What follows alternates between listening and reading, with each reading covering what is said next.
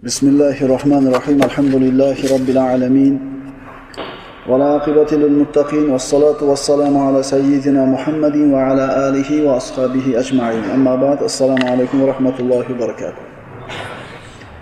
Payg'ambarimiz sollallohu alayhi vasallamning siyratlarini o'qishlikda keyingi darsimizni boshlaymiz. Mana o'tgan darsimizda Omul Vufud, elchilar yili deb dars boshlagan bo'ldik. Mana shu 9-yilda va undan avval ham elchilarni kelishligi davom etdi.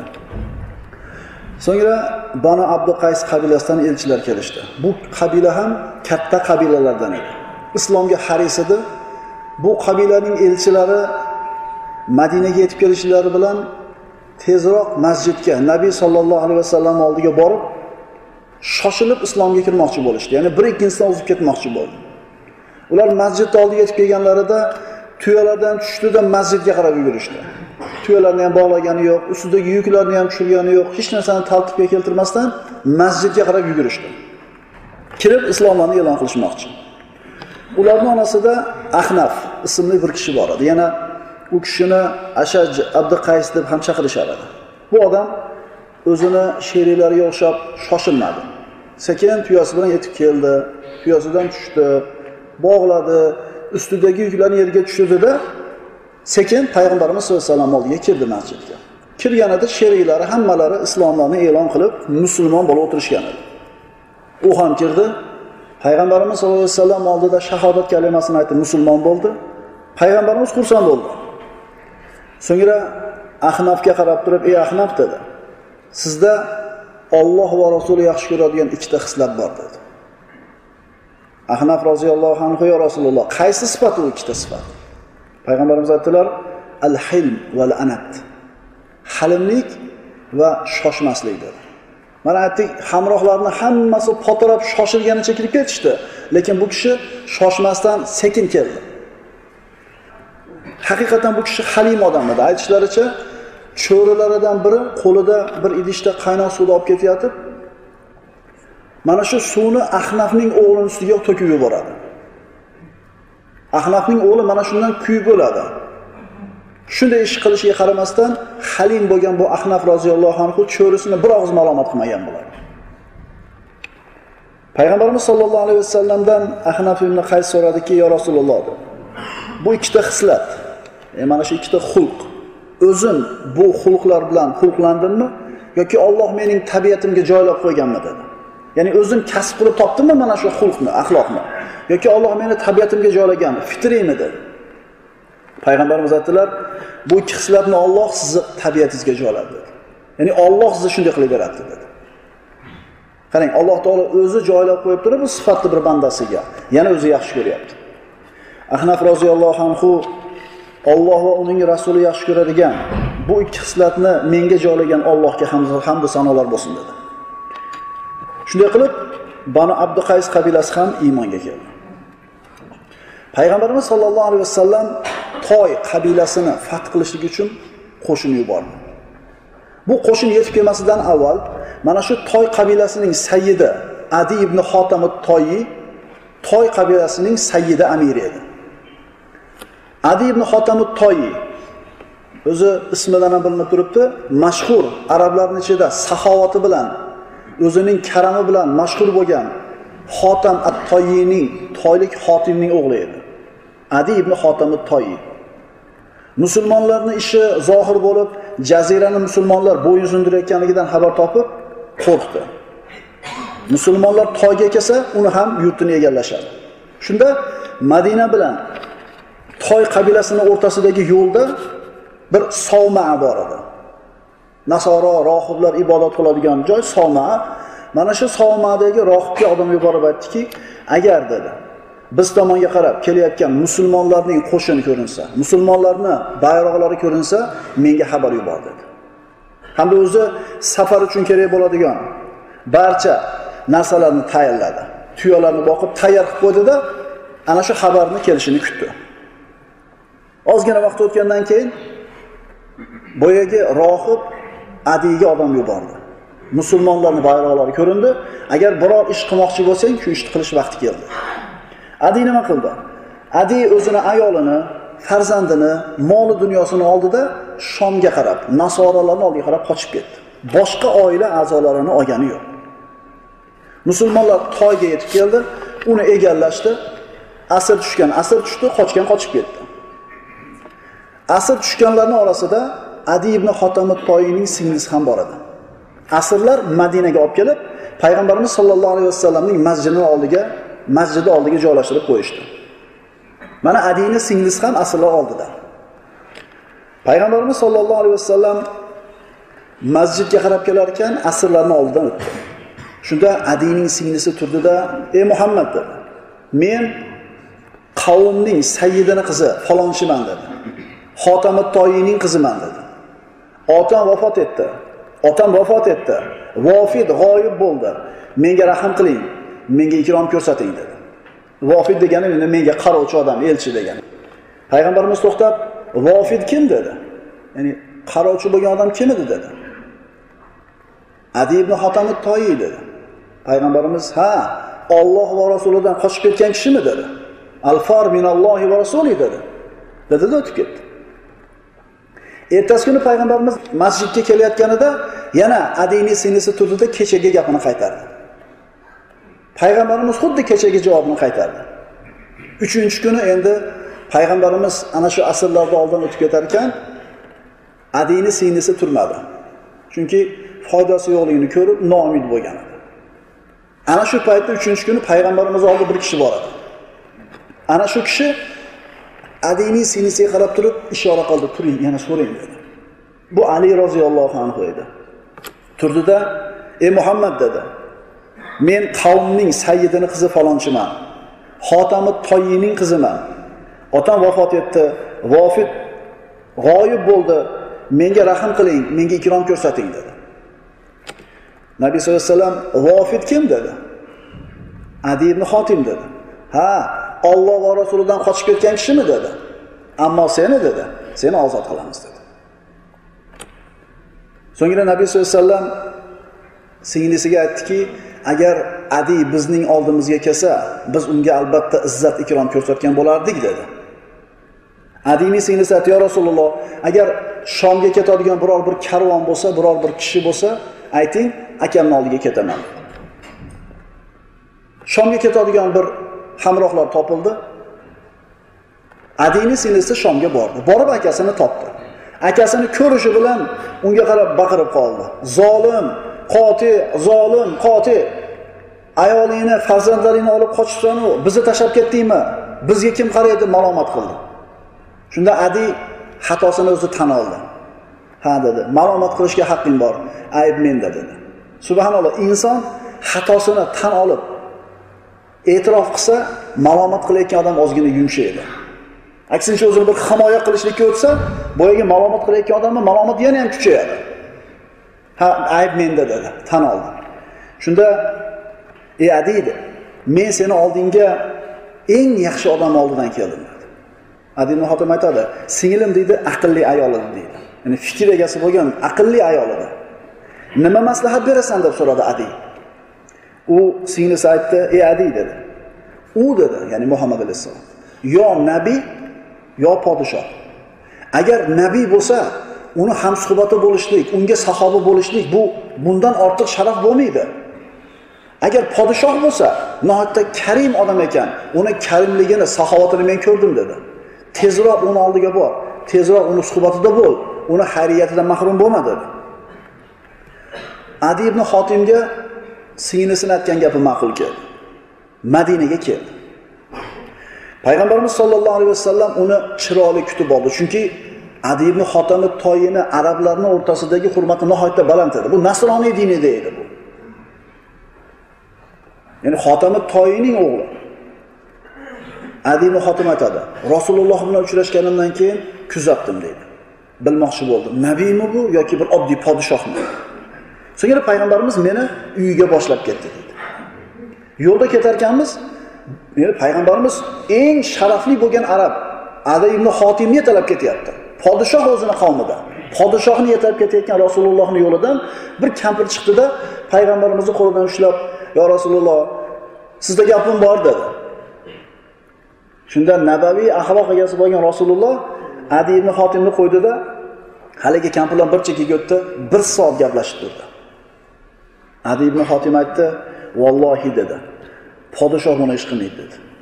Bu nabiyning axloqi dedi. Chunki podshohga qilayotgan muomalasini oddiy bir insonga ham qilayotganligi bu faqat nabaviy axloq egasi bo'lgan kishining qo'ldan keladi. Faqat payg'ambar shunday qila oladi. Payg'ambarimiz 1 soat haligi ayolni yopiq quloq soldi. So'ngra deydi Adi ibn Hotim ayol bilan gapini tugatgandan keyin meni uyga talab kirdi deydi. Uyga kirdik. Uyda hech narsa yo'q edi. Uyda hech narsa yo'q edi. İchiga xurmo po'stlog'i solingan bir yostiq bor edi xolos. Men uni uyini ko'rib turib aytdim, bu podshohning uyi emas dedim. Bu nabiyning uyi. O'tirmoqchi bo'ldik, menga haligi yostiqni Rasululloh o'tib berdi. O'sha imoniga o'tiring dedi. Men qaytardim, "Yo, siz o'tiring" deb berdim dedi. Payg'ambarimiz turib oldi, "O'tiring" dedi. Yostiqqa men o'tirdim, Rasululloh yeriga o'tirdi dedi. Rahmatan lil alamin bo'lgan zotni qilayotgan fe'lini ko'raylik. O'zi yerga o'tirdi. Yana men aytdim, "Vallohi bu podshoh emas bu odam." So'ngra Rasululloh menga shunday bir so'zda aytdi, hayron bo'ldim. "Ey Adi" dedi. "Siz Rokusiya dinidamidingiz?" dedi. Men hayron bo'ldim Rasulullohning bu so'zidan. Chunki Rokusiya dini bu yahudiylik bilan nasroniylikning o'rtasidagi din edi. Bu unutilib ketgan din edi. Meni Rokusiy ekanligimni ayolim ham, farzandlarim ham hech kim bilmas edi. Bitta o'zim men bilardim deydi. Adi ilmli odam edi. O'qib o'rganib mana shu Rokusiy diniga iymon keltirgan edi. Hamma meni nasroniy deb ishonar edi. Rokusiy ekanligimni faqat o'zim bilardim deydi. Men ha dedim. Payg'ambarimiz yana aytdi: "Ey Adi, siz qavmingizdan mirba olarmidingiz?" dedi. Bu soliqning bir turi. Podshoh xalqiga soladigan soliqning bir turi. Mirba olarmidingiz dedi? Ha dedi. Adi dedi payg'ambarimiz. Axir Rokusiya dinida mirba olishlik harommi-yu dedi. Subhanalloh, yana hayronligi ortdiki, o'zi unutilib ketgan dinni bilyapti. Buni Rokusiyligini bilyapti. Yana mana shu dindagi tafsilotlarni bilyapti. Mana shu so'zidan keyin Adi ibn Hotam at-Toyi ashhadu an la ilaha illalloh va ashhadu annaka rasululloh dedi. Shunday qilib Adi ibn Hotam at-Toyi musulmon bo'ldi. So'ng deydi payg'ambarimiz sollallohu alayhi vasallam bilan masjidga chiqdik. Rasululloh namozda turib ushbu oyatlarni tilovat qildi. Astagfirullah, ittahadu ahbarahum va ruhbanahum arbaban min dunillah val masih ibn Maryam. Rasululloh mana shu oyatni o'qiyapti. Ular, ya'ni nasoralar, Allohni qo'yib o'zlarining donishmandlarini va rohiblarini hamda Masih ibn Maryamni Parvardigor deb bildilar. Isoni, rohiblarini, ahborlarini xudo qilishib olgan dedi. Namozni tugatganidan keyin Adi ibn Hotam at-Toyi endi kechagi nasroniy. Nasroniylar Isoni o'zini rohiblarini xudo qilib olishgan degan oyatni eshitib turib, kelib, "Ya Rasululloh, biz deyapti, ya'ni nasoralar, rohiblarimizni rob qilib olmaganmiz. Biz Isoga sig'inar edik" dedi. Ya'ni tafsilotini bilmoqchi. Biz sig'inmasdik rohiblarimizga, biz Isoga sig'inar edik. Lekin oyatda nima dedi? Rohiblarini xudo qilib sig'inishardi dedi. Payg'ambarimiz sollallohu alayhi vasallam aytdilar: "Ey Adi" dedi. "Ana shu rohiblar halol narsani harom qilarmidi? Ha? Harom narsani halol qilib belgilab berarmidi? Ha? Qavmi mana shu narsani qabul qilarmidi? Ha? Qavmi ularga ibodat qilishi mana shu" dedi. Ibodat degani faqat ruku, sajda emas, faqat roza, haj emas. Halol narsani harom deb berayotgan bo'lsa, bu ulug'iyatni da'vo qilishlik. Harom narsani halol deyishlik, u ulug'iyatni da'vo qilishlik. Bir narsani halol, harom deyish faqat Allohning haqqi. Endi bir inson ikkinchi insonga harom bo'lgan ishni halol bu narsa qilaver desa, bu ilohlikni da'vo qilyapti. Va mana shuni gapini to'g'ri deb qabul qilayotgan odam mana shu odamni o'ziga iloh qilib olyapti. Demak, harom bo'lgan narsa harom deyilsa, "Yo'q, bu nimasi harom? Halol qilaver" deyaptimi? Shuni gapiga itoat qilib, harom narsani halol deb e'tiqod qilayotgan odam shu odamga sig'ingan qatorida bo'ladi. So'ngra payg'ambarimiz sollallohu alayhi vasallam: "Ey Adi" dedi. Ehtimol musulmonlarning qo'llarida mol dunyoning yo'qligi, ularning faqirligi, islom dushmanlarini esa boy ekanligini ko'rib, islomga kirishdan to'silgandirsiz. Ya'ni ehtimol islomga kirishingizdan musulmonlarning kambag'alligi-yu dushmanlarning boyligi to'sayotgandir dedi. Ehtimol musulmonlarning kambag'alligini ko'rib turib islomga kirishdan to'silgandirsiz. Vallohi dedi Rasululloh. Islom g'olib bo'ladi. Musulmonlar orasida mol dunyo dedi Rasululloh. Shunday ko'payadiki, oltin kumushdan iborat sadaqasini ko'tarib, shu sadaqasini oladigan odamni topolmay otliq kishi qiylanib yuradi dedi. Pul shunaqa ko'payib ketadi, sadaqa oladigan odam qolmaydi dedi. Ehtimol musulmonlarni doim jangi jadalda xavfda turishlari sizni islomga kirishdan to'sgandir. Vallohi shunday zamonlar keladi.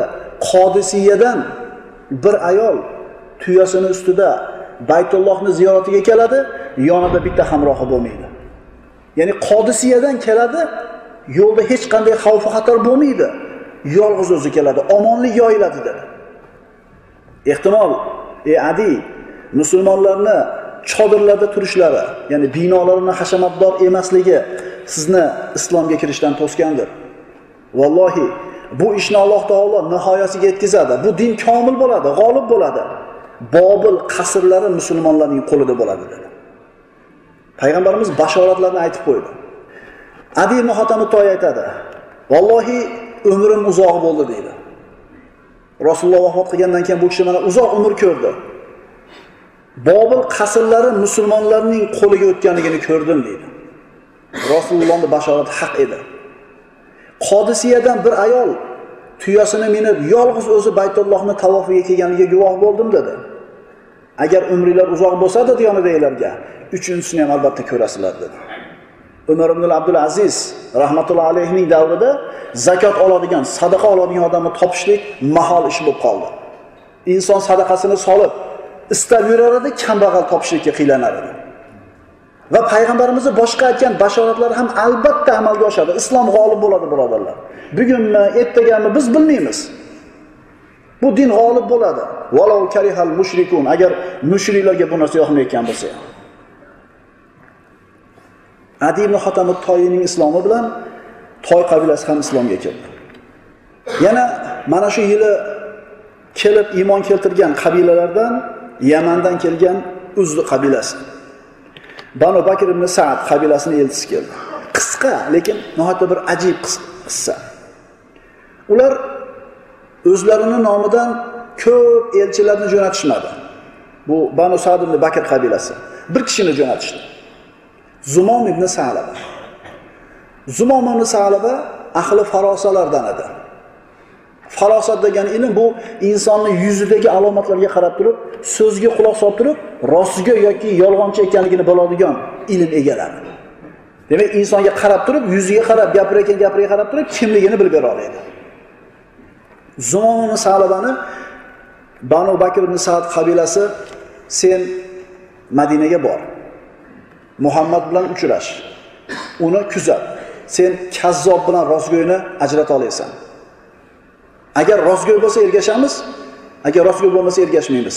Seni borib kelishingga qarab turib bir qarorga kelamiz dedi. Zumom ibn Sa'laba Madinaga keldi. U payg'ambar sollallohu alayhi vasallamni tanimas edi. Masjidga kirganda payg'ambarimiz bir qancha sahobalar bilan o'tirgan edi. Qaysinilar Abdul Muttolibning o'g'lisilar dedi. Payg'ambarimiz men dedi. U kelib aytdiki, "Ey Muhammad" dedi. "Men sendan savol so'rayman." Qo'pol gapiraman.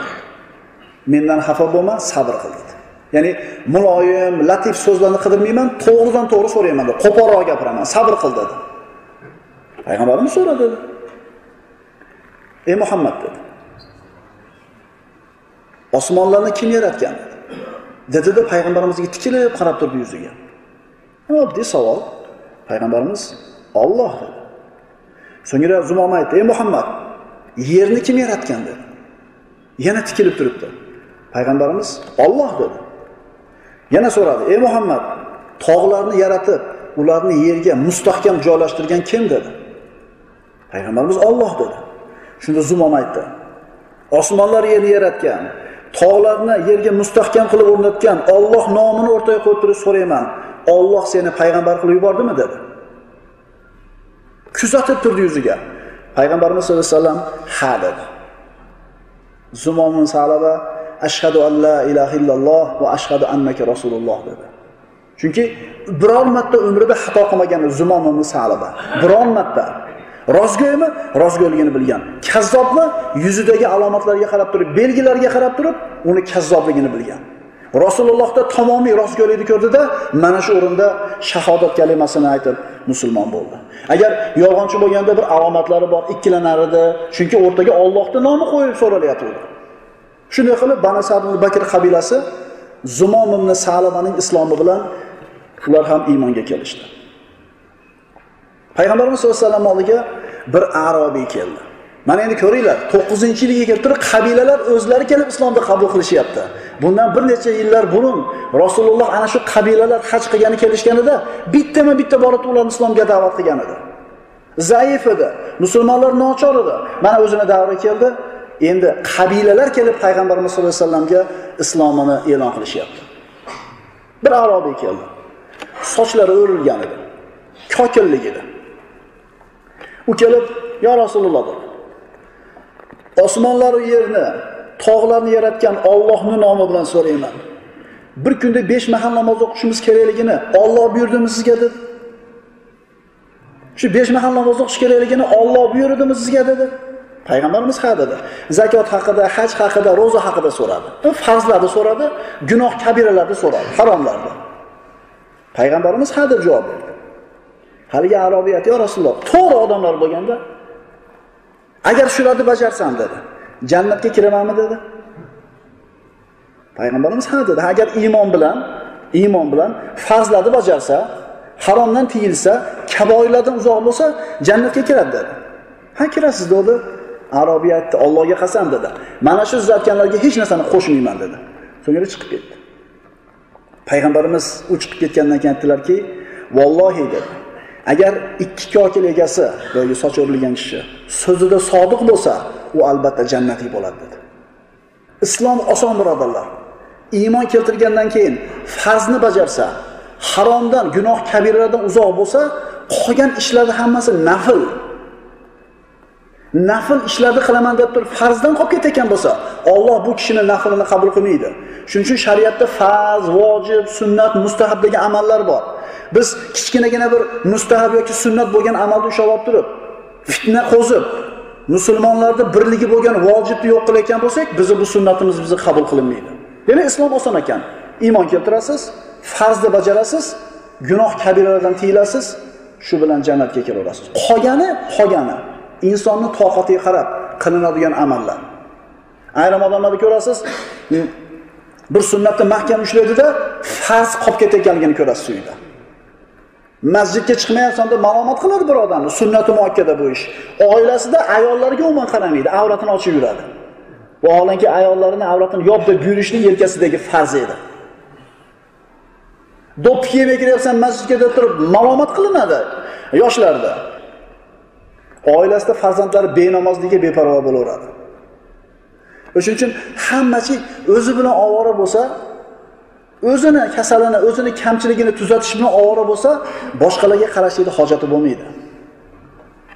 Mana shu yili kelgan elchilardan Najron elchilari. Najron ahli nasroniy dinida edi. Najronliklar arablar bo'lar, lekin nasroniy dinida edi. Rasululloh sollallohu alayhi vasallam Najron ahliga maktub yuborgan edi. Maktubida ularga islomni, jizyani yoki urushni taklif qilgan edi. Bu maktub Najronga yetib kelganida bu maktubni ularni mana shu diniy ishlarni boshqaradigan usqufning qo'liga bordi. Usquf ilmli odam, ana shu katta kanisasining rahbari, ilmli odam, bir payg'ambar qolganligini bilar edi. Injilda aytilgan bu payg'ambarning alomatlaridan xabardor edi. Qarasa hamma alomatlar, aytilgan hamma alomatlar payg'ambarimizni payg'ambar ekanligiga dalolat qilayotgan edi. Payg'ambarimizga to'g'ri kelgan edi. Nima qilishlikka o'ylanib qoldi, qo'rqdi. Boshqa rohiblardan so'radi, boshqa rohiblarning gapi ham ana shu usqufning gapiga to'g'ri keldi. Shunda bu usquf Najronning podshohi Shurohbil ibn Vudoaga odam yubordi. U bilan uchrashdi Hamda Shurohbil arablarning daholaridan edi, birodarlar. Agar arablarning ichidagi daholar sanalsa, albatta Shurohbil ibn Budoa ham aytib o'tilardi. No'xta xushyor, aqlli, zakiy kishi edi. U kelib Shurohbilga aytdi. Usquf aytibdi. Bizga maktub keldi. Muhammad degan odamdan. Unda falon debdi. Bizda Injilda oxirgi nabiyning alomatlari aytilgan. Ismoil zurriyotidan bitta nabiy chiqish kerak edi. Ismoil zurriyotidan hali birorta odam nabiyman deb chiqmagan edi. Muhammad Ismoil zurriyotidan hamma alomatlar Muhammad oxirgi payg'ambar ekanligiga dalolat qilyapti. Nima qilamiz dedi. Shurohbil daholardan dedik. Aytdiki, agar dunyo ishi bo'lganida men hal qilardim dedi. Bu diniy ish dedi. Sen bu ish haq ustida dedi, sen hukm chiqar. Usquf yana nima qilishlikka hayron bo'ldi. Chunki nimadir qilish kerak, qandaydir qaror qabul qilishlik kerak. Agar qabul qilmayman desa, alomatlar bo'yicha hammasi payg'ambarimiz haq ekanligini dalolat turibdi. Shunda podshoh ham, bu usquf ham nima qilishga hayron bo'lishdi-da, qo'ng'iroqlarni cholib, o'tlar yoqib, 100 ming kishilik Najron ahlini yig'ishdi. Najroniylar yig'ilganida usquf turib, holatni ularga bayon qildi. Menga maktub keldi. Uni yuborgan kishi o'zini payg'ambarman deyapti. Hamma alomatlar uni haqiqiy payg'ambar ekanligiga dalolat qilyapti. Nima ish qilamiz? Maslahat beringlar deb elga maslahat soldi. Najron ahli aytishdi, bu ish sen biladigan ish, din ishi. Sen bizni olimimizsan, sayyidimizsan, sen bir qarorni qabul qil, biz senga ergashamiz dedi.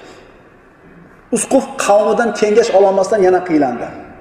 Xullas, xulosa shu bo'ldiki, Najronliklardan bir jamoa Madinaga borib payg'ambarimiz bilan uchrashib keladigan bo'ldi.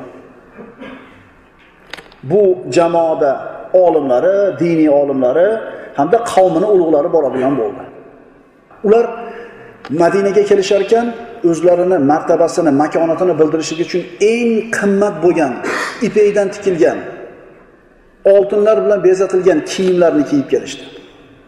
Madinaga kirishdi. Payg'ambarimiz sollallohu alayhi vasallam oldiga masjidga kirib salom berishdi. Payg'ambarimiz aliga olmadi. Payg'ambarimizga ular gapirishdi. Payg'ambarimiz ularga javob bermadi. Hech kimga bunaqa qilmagan payg'ambarimiz. Tashqariga chiqib ketishdi. Nimaga bunday qilyapti? Nimaga hammaga gapiradi-yu, bizga gapirmaydi? Yana bir marta kiramiz. Yana bir marta kirishdi. Salom berishdi, javob yo'q. Gapirishdi, javob yo'q. Yana tashqariga chiqib ketishdi.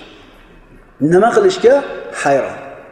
Shu payt Ali roziyallohu anhu o'tib qolganida oldidan to'xtatib turib, "Ey Ali, nima uchun hammaga gapiradi-yu, bizga gapirmaydi?" Ali roziyallohu anhu ularga qarab, "Mana bu ipak kiyimlaringizda oltin bezatilgan bu kiyimlarni yechinglar" dedi. Rasululloh bu narsani yaxshi ko'rmaydi dedi. Boyaga qimmatbaho, faxrli kiyimlarni yechib, oddiy kiyinib kirib payg'ambarimizga gapirishdi. Payg'ambarimiz endi ularga gapirdi.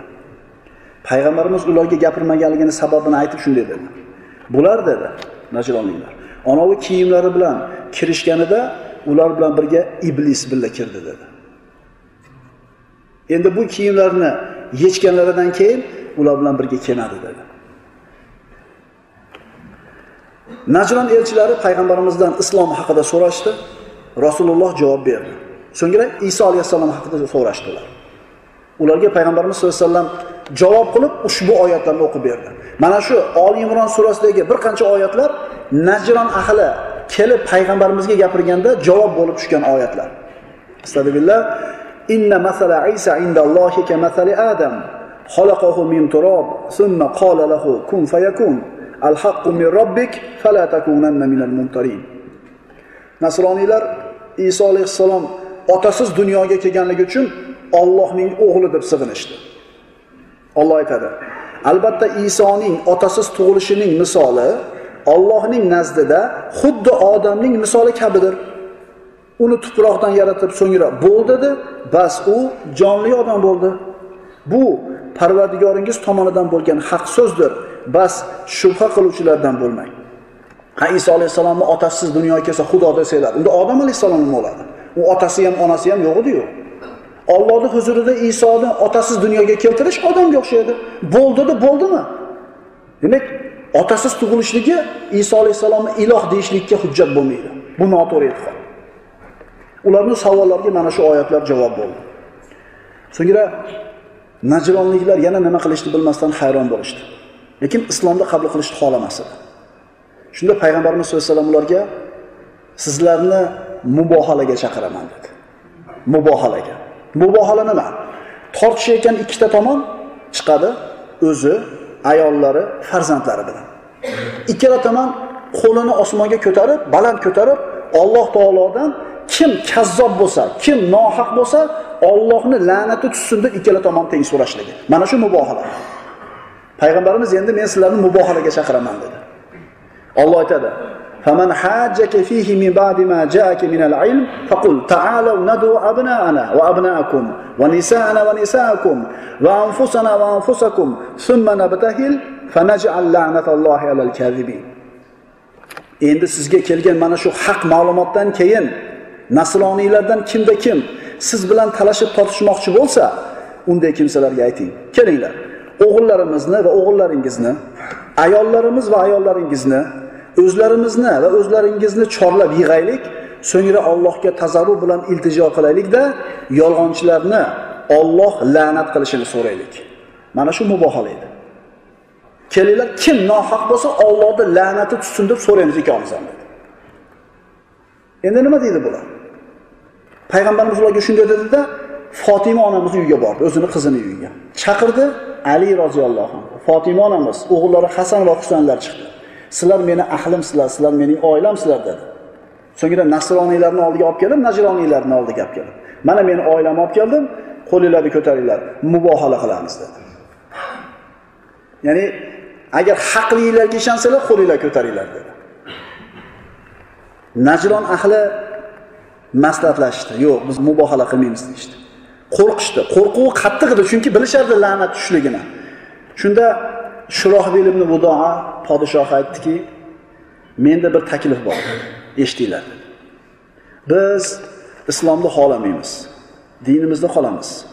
Lekin bu kishini Muhammad alayhisalomni karamini, insofini, aqlini, halimligini, adolatini ko'rdinglar. Taklifim shuki, bizni ustimizda Muhammad hukm chiqarsin. Biz uchun u tanlab bersin dedi. Faqat islomni qabul qilmaymiz. Islomni qabul qilmaymiz, lekin nima desa qabul qilamiz.